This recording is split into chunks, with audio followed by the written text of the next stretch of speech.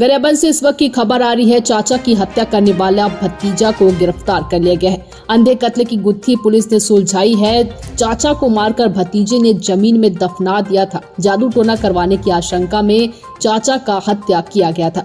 हत्या में इस्तेमाल चाकू व डंडा पुलिस ने बरामद किया है। पुलिस ने शिकायत के बाद जमीन खोदकर लाश निकाली है। पुलिस की विशेष टीम ने हत्यारे को गिरफ्तार किया है। जादू टोना की आशंका में चाचा की हत्या की गई थी।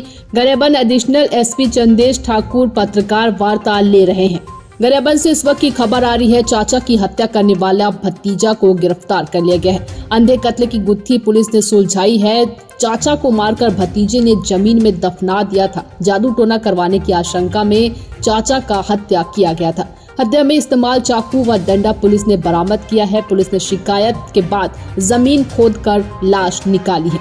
पुलिस की विशेष टीम ने हत्यारे को गिरफ्तार किया है। जादू टोना की आशंका में चाचा की हत्या की गई थी। गरियाबंद एडिशनल एसपी चंदेश ठाकुर पत्रकार वार्ता ले रहे हैं।